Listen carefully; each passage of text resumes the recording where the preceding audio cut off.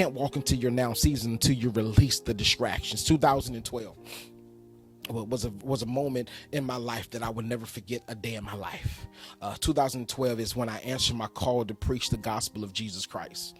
And when I began to preach the gospel of Jesus Christ, and when I answered the call to preach the gospel of Jesus Christ, I went to my pastor at the time and I said, Pastor, I feel a burning that God is calling me to preach. And we went through the preliminaries. I read the book. I did everything that I had to do to get my license. And on the night that I was about to preach my initial sermon, this is what happened. I prayed to God. I said, God, I have a love and a passion for preaching, but I need to see. I want to test to see if this is truly you. I said, God, this is what I need you to do. I said, God, I say yes to your will. I say yes to whatever you want me to do. But I said, God, could you do me one favor? God said, what is that? I said, God, when I preach my initial sermon, I don't want you to do this so that my ego can get big.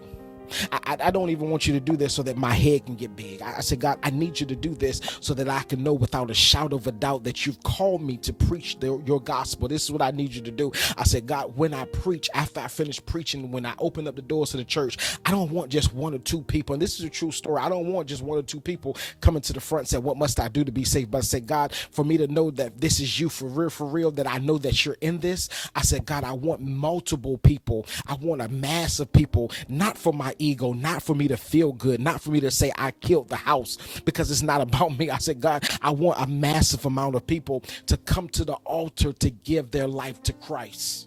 I didn't hear nothing else from God that night. So as I went to go preach my initial sermon, I'm preaching, and as I finished preaching, I opened up the doors of the church, and now in my heart, I'm saying, God, if it's really you, if this is what you called me to do, this is what I need you. Can you do that for me?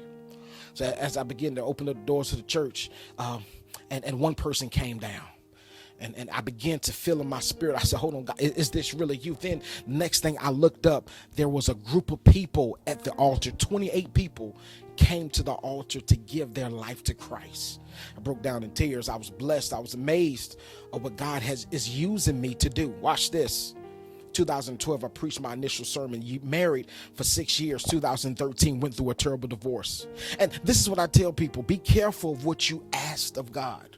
Had an inclination, had a feeling that something wasn't right in my marriage. I just had a feeling. I walked around, I pondered, because I feel an unease.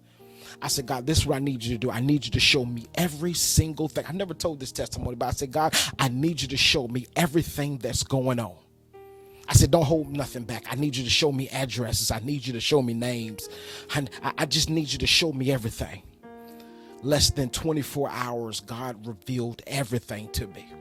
So at my highest moment in life, 2012, answering my call to preach the gospel of Jesus Christ, to now in 2013, going through a terrible divorce after being married for 6 long years, I began to ask the critical question: God, are you really with me? Did you really call me to preach the gospel of Jesus Christ? God said, listen, I'm allowing you to go through some things. I couldn't see it at the time, but God says, listen, I'm allowing you to go through some things because I'm about to birth something out of you, because it's not your time now. Preach, little black boy from Chesapeake, Virginia.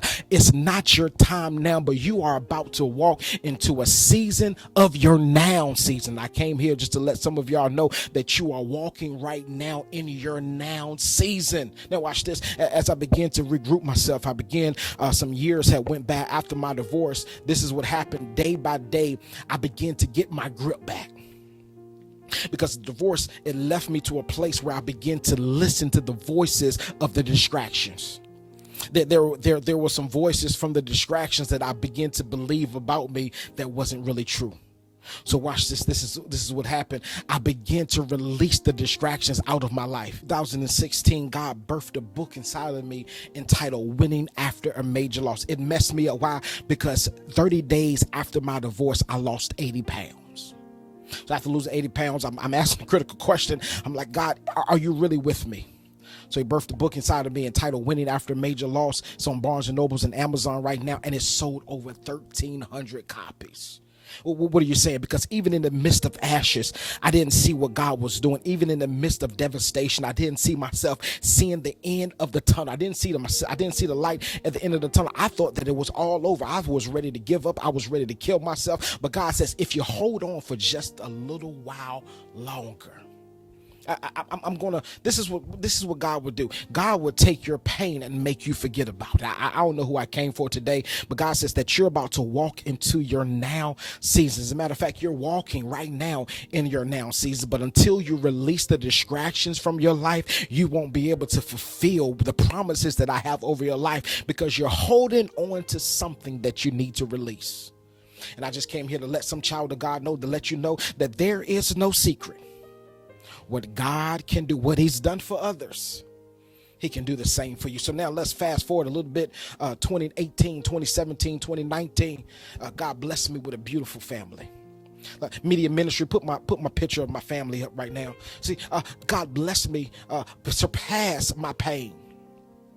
See, God will do something so magnificent in your life. God will allow you to go through the worst season of your life to get you to the best season of your life. And some of you, I don't know who I came for, but that's you right now.